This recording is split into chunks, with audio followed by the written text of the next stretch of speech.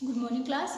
हिंदी की इस वीडियो में आप सबका बहुत बहुत स्वागत है बच्चों। आज की इस वीडियो में हम सब पढ़ेंगे पाठ 15 नौकर, जो हमारे पाठ्य पुस्तक वसंत भाग 1 में दिया हुआ है, कक्षा 6 की पाठ्य पुस्तक में। बच्चों, आज हम लोग चैप्टर पढ़ने जा रहे हैं नौकर। इसे लिखा है अनुबंधोपाध्याय ने। किसने लिखा है? अनुबंधोपाध्याय ने। और इस पाठ में बच्चों हम लोग गांधी जी के बारे में पढ़ेंगे और देखेंगे कि किस प्रकार उनको अपना काम स्वयं करना पसंद था। वो किसी पे कभी आश्रित नहीं थे, उनको अपना काम स्वयं करने में आनंद आता था और समय रहने पर वो दूसरों की भी सहायता करते थे, दूसरों के कामों में उनकी हेल्प करते थे, दूसरों के काम में उनका योगदान हाथ बटाते थे। तो इस पाठ में का नाम नौकर क्यों रखा गया है? चलिए हम लोग इस पाठ को शुरू करते हैं और देखते हैं कि इस पाठ में क्या कहा गया है। लिखा है, आश्रम में गांधी कई ऐसे काम भी करते थे जिन्हें आमतौर पर नौकर चाकर करते हैं। जिस जमाने में वे बैरिस्ट्री से हजारों रुपए कमाते थे, उस समय भी वे प्रतिदिन सुबह अपने हाथ से चक्की पर आटा पीसा करते थे। चक्की चलाने में कस्तूरबा और उनके लड़के भी हाथ बटाते थे। बोल रहा है कि गांधी जी जब आश्रम में थे ना, साबरमती आश्रम में थे, और जिन्हें आमतौर पर नौकर चाकर करते थे, जो काम जनरली नौकर चाकर करते थे, उस जमाने में बैरिस्ट्री से 1000 रुपये वो कमाते थे। उनके पास पैसे थे, गांधी जी के पास, चाहते तो वो नौकर को रख के काम करा सकते थे।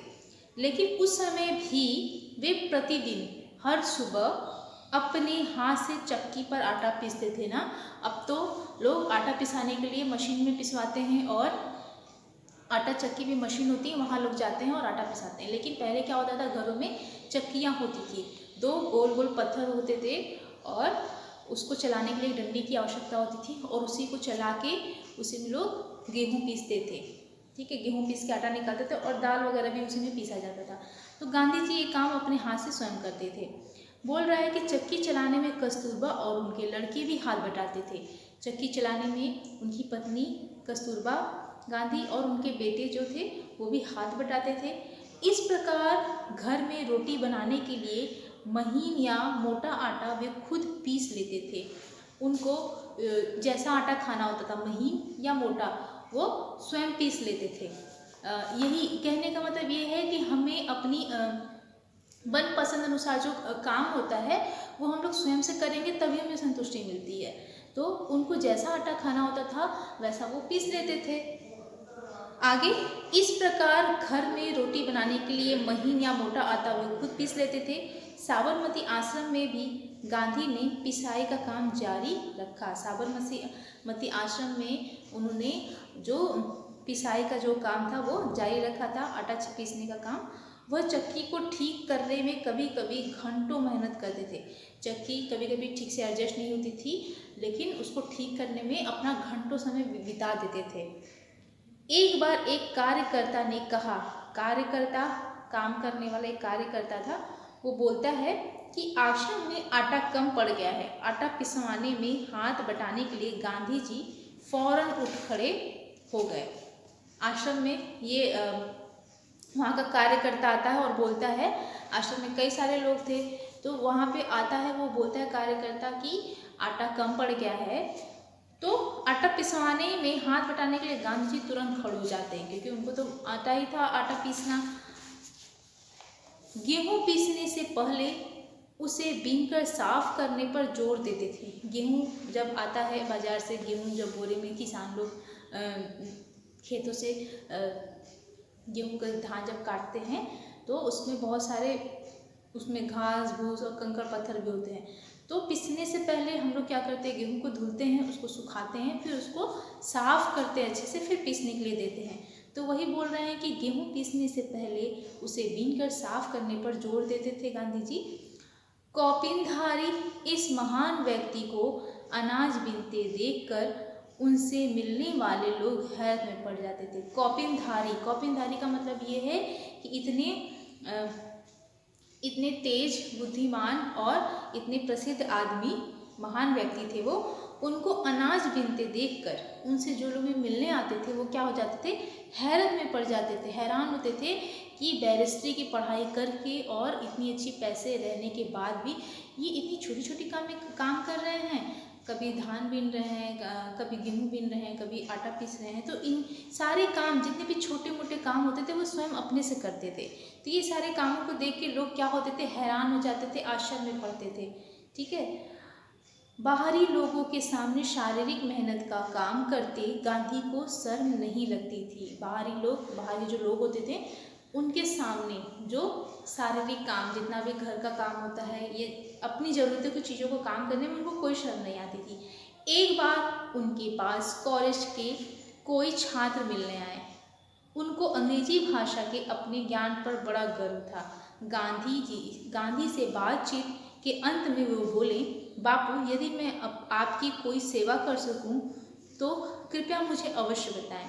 उन्हें आशा थी कि बापू उन्हें कुछ पढ़ने लिखने का काम देंगे। गांधी ने उनके मन की बात ताड़ ली और बोली, अगर आपके पास समय हो तो इस थाली के गेहूं बीन डालिए। आगंतुक बड़ी मुश्किल में पड़ गए, लेकिन अब तो कोई चारा नहीं था। 1 घंटे तक गेहूं बीनने के बाद वह थक गए और गांधी से विदा मांगकर चले गए। एक बार आते हैं उनके एक छात्र आते हैं और वो अंग्रेजी बोलने में बहुत तेज तर्रार थे। उनको वो बात करते करते, और उन्हें अपनी अंग्रेजी भाषा पे बहुत गर्व था, वो बातचीत करते हैं गांधी जी से और आखिरी में बोलते हैं कि बापू, यदि मैं आपकी कोई सेवा कर सकूँ तो मुझे अपने लायक कोई काम दीजिए। तो अब बापू समझ गए कि ये कहना क्या चाहते हैं, इनको अपनी अंग्रेजी पे बहुत गर्व है। और वो क्या बोल देते हैं, गांधी जी उनको बगल में उनके थाली में गेहूँ रखा होता है और वो बोल देते हैं कि अगर आपके पास समय हो तो इसे बीन डालिए। अब आगंतुक मतलब होता है अतिथि यानी मेहमान। ठीक है। आगंतुक मतलब क्या होता है बच्चों?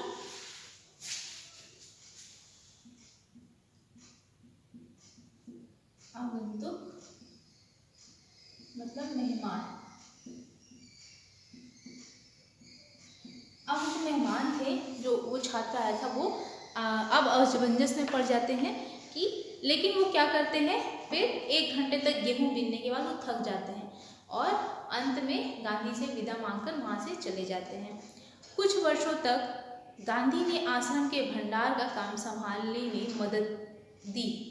कुछ सालों तक जो वहाँ का आश्रम का भंडार रसोई घर था, उसका जो कार्य था उसे संभालने में वो मदद करते थे। घरेलू काम नहीं करते थे, वो रसोई का थोड़ा काम हेल्प करा देते थे। सवेरे की प्रार्थना के बाद वे रसोई घर में जाकर सब्जियां छीलते थे।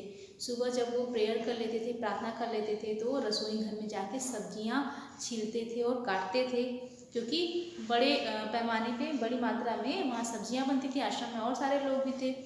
रसोई घर या भंडारे में अगर वे कहीं गंदगी या मकड़ी का जाला देखते तो अपने साथियों को आड़े हाथों ले लेते। उन्हें सब्जी, फल और अनाज के पौष्टिक गुणों का ज्ञान था।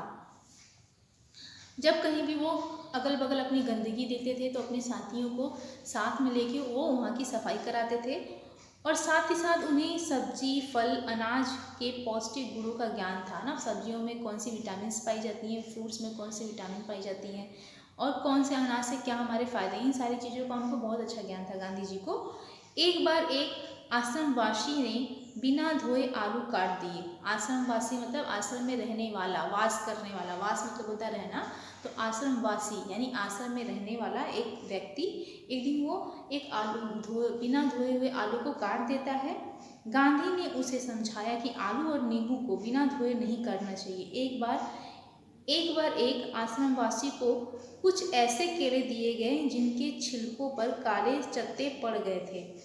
उसने बहुत बुरा माना। तब गांधी ने उसे समझाया कि ये जल्दी पच जाते हैं और तुम्हें खास तौर पर इसलिए दिए गए हैं कि तुम्हारा हाजमा कमज़ोर है। हाजमा मतलब डाइजेशन सिस्टम, पाचन क्रिया ना, जो चीज़ हम लोग खाते हैं और हमें पचता नहीं है, या तो वोमिटिंग हो जाती है, हमारे पेटों में दर्द होता है, तो उसे ही कहते हैं हाजमा। तो एक बार एक व्यक्ति को ऐसा केला दिया गया था, ऐसा बनाना दिया गया था जिस पे काले काले चिकन थे। जब हम लोग केले को रख देते हैं, जब वो अच्छी तरह पक जाता है गर्मी से, तो बहुत गल जाता है अंदर से, और ऊपर का जो उसका छिलका होता है वो काले काले चिकत्ते ढेर सारे पड़ जाते हैं। तो वो बहुत गुस्सा करता है। वो आदमी सोचता है कि मुझे इतना ख़राब केला क्यों खाने को मिल रहा है। तो गांधी ने उन्हें समझाया कि ऐसे केले जल्दी पच जाते हैं और तुम्हें हाजमे की शिकायत है, तो इसलिए तुम्हें दिया गया है। गांधी आश्रम वासियों को अक्सर स्वयं पर भोजन गांधी आश्रम वासियों को अक्सर स्वयं ही भोजन परोसते थे। जो गांधी जी थे, आश्रम के जितने भी लोग थे, आश्रम के वासी थे, उनको स्वयं यानी खुद से भोजन परोसते थे। इस कारण वे बेचारे बेस्वाद उबली हुई चीज़ों के विरुद्ध कुछ कह भी नहीं पाते थे। अब गांधी जी बेस्वाद और उबली हुई चीज़ें, बेस्वाद का मतलब उसमें बहुत ज़्यादा मिर्च मसाला और पौष्टिक चीज़ों पे वो ज़्यादा ध्यान देते थे, और फालतू का उसमें तेल मसाला और शरीर को नुकसान देने वाली चीज़ें वो नहीं बनवाने देते थे रसोई घर में, और अपने हाथों से ही खाना परोसते थे। तो बहुत लोगों को वो सारी चीज़ें नहीं पसंद थी, लेकिन वो लोग बोल नहीं सकते थे गांधी जी को, तो उनके विरुद्ध कोई कुछ कह भी नहीं पाता था। दक्षिण अफ्रीका की एक जेल में वे सैकड़ों कैदियों को दिन में 2 बार भोजन परोसने का कार्य कर चुके थे। दक्षिण अफ्रीका में जब गांधी जी दक्षिण अफ्रीका गए थे, तो एक जेल में, एक जेल था, वहाँ पे सैकड़ों मतलब होता है 100 कैदियों को दिन में 2 बार कम से कम भोजन परोसने का कार्य वो कर चुके थे। दिन में 2 बार, यानी सुबह और रात में, मतलब दोपहर और रात के भोजन को परोसने का कार्य वो करते थे। आश्रम का एक नियम यह था कि सब लोग अपने बर्तन खुद साफ करें। आश्रम में एक नियम था, रूल बना हुआ था कि जो लोग खाएंगे, अपना भोजन करेंगे, तो अपना बर्तन स्वयं साफ करेंगे। रसोई के बर्तन बारी बारी से कुछ लोग दल बांधकर धोते थे, ग्रुप बना लेते थे, और बारी बारी से 10 लोगों का एक ग्रुप बन गया, 10 लोगों का एक ग्रुप बन गया। तो आज रसोई के जो बर्तन, खाना बनाने के लिए जो बर्तन इस्तेमाल होता था, उन बर्तनों को फिर ग्रुप में लोग अपना अपना टीम बना लिए थे कि आज ये टीम बर्तन धो लेगी, किचन का काम, रसोई का काम, और कल वो। तो ऐसे लोग दल बांध के धोते थे। एक दिन गांधी ने बड़े बड़े पतीलों को खुद साफ करने का काम अपने ऊपर ले लिया। बड़े बड़े पतीले, भगोने टाइप, जिसमें पे दाल सब्जियाँ ये सारी चीज़ें बनती हैं, उसको साफ करने का काम गांधी जी स्वयं पे ले लेते हैं। इन पतीलों की पेंदी में खूब कालिख लगी थी। राख भरे हाथों से वह एक पतीलों को खूब जोर जोर से रगड़ने में लगे हुए थे। तभी कस्तूरबा वहां आ गई। उन्होंने पतीले को पकड़ लिया और बोली, यह काम आपका नहीं है। पतीले जब खाना बनते हैं तो नीचे राख लग जाती है, क्योंकि चूल्हे पे ही खाना बनता था, गोरी लकड़ी पे ही खाना बनता था पहले, तो पतीले के नीचे एकदम ढेर सारी राख लग जाती थी। अब तो गैस सिलेंडर पे खाना बनता है तो राख का तो पता ही नहीं चलता, लेकिन पहले क्या भोजन पकता था, वो लकड़ियों पे, घुघरी पे, इन सारी चीज़ों पे वो बनता था। जो बर्तन होता था वो नीचे से एकदम काला, एकदम राख से भरा हुआ हो जाता था। तो वैसे ही गांधी जी ने जो पतीला मांजने के लिए उठाया था, धुलने के लिए उठाया था, उसके नीचे भी खूब ढेर सारी राख लगी हुई थी, और ज़ोर ज़ोर से उसको रगड़ने में वो लगे हुए थे। तभी कस्तूरबा वहाँ आ जाती हैं और उनका हाथ पकड़ लेती हैं पतीले को, और बोलती हैं कि यह काम आपका नहीं है, इसे करने को और बहुत से लोग हैं। गांधी को लगा कि उनकी बात मान लेने में ही बुद्धिमानी है, और वे चुपचाप कस्तूरबा को उन बर्तनों की सफाई सौंप कर चले आए। अब गांधी को तुरंत लगता है कि उनकी बात मान लेने में ही भलाई है, और वो बर्तन वहीं पे छोड़ देते हैं कस्तूरबा गांधी को और चले आते हैं। बर्तन एकदम चमकते न हो तब तक गांधी को संतोष नहीं होता था। जब तक बर्तन में एकदम चमचमाहट ना हो, मतलब साफ सुथरा उनको बहुत पसंद था। जब तक बर्तन में एकदम चमचमाहट नहीं आता था तो उनको संतुष्टि नहीं मिलती थी। एक बार जेल में उनको जो मददगार दिया गया था, उसके काम से असंतुष्ट होकर उन्होंने बताया कि वे खुद कैसे लोहे के बर्तनों को भी मांज कर चांदी सा चमका सकते थे। एक बार उनके जो मददगार, हेल्प करने के लिए हेल्पर उनको मिले थे गांधी जी को, और उसके कामों से गांधी जी संतुष्ट नहीं होते थे, और वो बताते हैं कि कैसे वे खुद लोहे के बर्तन को, लोहे का बर्तन काला होता है, लेकिन अगर उसको खूब धुलेंगे आप, खूब मांजेंगे, उसको चमकाएंगे, तो वो वाइटनेस उसमें आ जाता है, चमक आ जाती है उसमें। वही बोलते हैं कि लोहे के बर्तन को मांज कर चांदी सा चमका सकते थे वो। जब आश्रम का निर्माण हो रहा था उस समय वहाँ आने वाले कुछ मेहमानों को तंबुओं में सोना पड़ता था। एक नवागंत को पता नहीं था कि अपना बिस्तर कहाँ रखना चाहिए, इसीलिए उसने बिस्तर को लपेट कर रख दिया और यह पता लगाने गया कि उसे कहाँ रखना है। लौटते समय उसने देखा कि गांधी खुद उसका बिस्तर कंधे पर उठाए रखने चले जा रहे हैं। एक बार आश्रम का जब निर्माण हो रहा था, आश्रम जब बन रहा था, उसी समय वहाँ आने वाले कुछ मेहमानों को तंबुओं में सोना पड़ता था। तंबू लगा के, जो तंबू कपड़े का बनता है ना, बांस पे टिकाया जाता है, उस पर कुछ आने वाले जो मेहमान थे नवागंत, उनको वहीं पे रुकना पड़ता था। जो वो आदमी नया आया था उसको नहीं पता था कि बिस्तर कहाँ रखना है। वो अपना बिस्तर रख देता है एक जगह और ये पता लगाने जाता है आश्रम में कि मुझे अपना बिस्तर रखना कहाँ है। जैसे ही वो पता लगा के वापस आता है तो देखता है क्या है रास्ते में कि गांधी जी उसका बिस्तर उठाकर खुद कंधे पर रखकर उठाए रखने जा रहे थे कहीं जहाँ पे उनको रखना था। आश्रम के लिए बाहर बने कुएं से पानी खींचने का काम भी वे रोज करते थे। आश्रम के लिए जो पानी की ज़रूरत होती थी कुओं से, वो खुद जाते थे कुएं के पास और पानी खींचने का काम करते थे। एक दिन गांधी कुछ अस्वस्थ थे ना, अस्वस्थ मतलब उनकी तबीयत ठीक नहीं थी और चक्की पर आटा पीसने का काम में हिस्सा बटा चुके थे। उनके एक साथी ने उन्हें थकावट से बचाने के लिए अन्य आश्रम वासियों की सहायता से सभी छोटे बड़े बर्तनों में पानी भर डाला। गांधी को यह बात पसंद नहीं आई, मन में कुछ ठेस भी लगी। उन्होंने बच्चों के नहाने का एक टब उठा लिया और कुएं से उसमें पानी भरकर टब को सिर पर उठाकर आश्रम में ले आए। बेचारे कार्यकर्ता को बहुत पछतावा हुआ। गांधी जी की एक दिन तबीयत ठीक नहीं होती है तो आश्रम वासियों ने सहायता के लिए छोटे बड़े बर्तनों में पानी रख दिया कि गांधी जी पानी रोज रोज भरते हैं, आज हम लोगों की सहायता करते हैं, छोटे छोटे बर्तनों में पानी रख देते हैं। लेकिन गांधी को ये बात पसंद नहीं आई कि छोटे छोटे बर्तनों में पानी रखा जा रहा है। वो मन में उनको ठेस भी लगा। फिर वो क्या करते हैं, उन्होंने बच्चों के नहाने का एक टब लिया। वहाँ पे छोटे बच्चे भी थे आश्रम में जो टब में नहाते थे, तो उनका एक टब उठाते हैं गांधी जी और कुएं से उसमें पानी भर के लाते हैं और सिर पर रख के लाते हैं। और बेचारे कार्यकर्ता को बहुत पछतावा होता है। कहने का मतलब ये है कि गांधी जी अगर जो कार्यकर्ता थे वो सारे वो अपना दिमाग लगाते तो टब में पहले से ही पानी भर के लाते, लेकिन वो सब क्या किए कि छोटे छोटे बर्तनों में पानी भर के लेके चले आते। तो गांधी जी खुल के नहीं बोले कि तुम लोगों को बड़े बर्तन में पानी लाना चाहिए। वे देखते हैं कि छोटे छोटे बर्तनों में पानी भर के लाया गया है, अब वो टब उठाते हैं, टब में इकट्ठा एक बार में पानी आता है। तो उनका जबकि स्वास्थ्य सही नहीं था लेकिन वो अपने सर पे टब में भरा हुआ पानी लेके आते हैं। देखिए इस पार्ट में कितनी सारी चीज़ें कही गई हैं कि वो सुबह उठ के सब्जी भी काटते थे, छिलते थे, पानी भी भर के लाते थे और सबकी सहायता भी करते थे और आटा पीसने का कार्य भी स्वयं करते थे। शरीर से जब बिल्कुल लाचारी न हो तब तक गांधी को यह बात बिल्कुल पसंद नहीं थी कि महात्मा या बूढ़े होने के कारण उनको अपने हिस्से का दैनिक शारीरिक श्रम न करना पड़े। उनको ये एक बात एकदम नहीं पसंद थी। शरीर से जब तक बिल्कुल लाचारी न हो, जब हमारा जो शरीर है एकदम लाचार, एकदम मतलब किसी भी काम को करने के लिए एकदम मनाही कर दे, हम ये काम कर ही नहीं सकते। जब तक हमारा शरीर किसी कार्य को करने के लिए सक्षम है, हम लोग कर सकते हैं किसी भी काम को, हम लोग उस लायक हैं, तब तक हमको करना चाहिए। वही गांधी जी बोलते हैं कि जब तक मेरा शरीर बिल्कुल लाचार ना हो जाए। गांधी जी को ये बात बिल्कुल पसंद नहीं थी कि वो महात्मा थे या बूढ़े हो चुके थे तो उनके हिस्से का जो दैनिक कार्य है, दैनिक मतलब प्रतिदिन का जो कार्य है, डेली का कार्य, वो शारीरिक श्रम न करना पड़े। उनको एकदम नहीं पसंद था कि जो शारीरिक श्रम है, श्रम मतलब मेहनत, और शरीर की जो मेहनत जितने भी काम है उनके, तब तक वो करना चाहते थे जब तक उनका शरीर करने के लिए गवाही दे रहा है।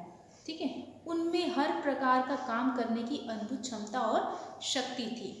वह थकान का नाम भी नहीं जानते थे। दक्षिण अफ्रीका में बोअर युद्ध के दौरान उन्होंने घायलों को स्ट्रेचर पर लाद कर एक एक दिन में 25-25 मील तक ढोया था। ठीक है, वह मीलों पैदल चलते थे। दक्षिण अफ्रीका में वे टॉल्स्टॉय बाड़ी में रहते थे। तब पास के एक शहर में कोई काम होने पर दिन में अक्सर 42 मील तक पैदल चलते थे। इसके लिए वे घर में बना कुछ नाश्ता साथ लेकर सुबह 2 बजे ही निकल पड़ते थे। शहर में खरीदारी करते समय शाम होते होते वापस फार्म पर लौट आते थे। उनके अन्य साथी भी उनके इस उदाहरण से बहुत खुशी खुशी अनुकरण करते थे। उनके जो और संगी साथी थे उनके इस कार्य को देख के उनको फॉलो करते थे, अनुकरण करते थे उनको। दक्षिण अफ्रीका में वे एक टॉय बाड़ी में रहा करते थे और शहर के पास कोई काम दिन में अक्सर 42 लोग पैदल चले जाते थे। उनके इस सारे कामों को देख के उनके जो साथी थे वो उनको फॉलो करते थे। ठीक है, शाम हो के जब वो फॉर्म पर लौटते थे तो मार्केटिंग भी करते थे और ख़रीदारी भी करते हुए वापस आते थे। बच्चों आज हम लोग यहीं तक पढ़ेंगे, आप लोग यहाँ तक टिक कर लीजिए। हम लोग अपनी अगली वीडियो में पेज नंबर 108 108 से दूसरा पैरा से हम लोग पढ़ना शुरू करेंगे। तब तक के लिए बच्चों धन्यवाद।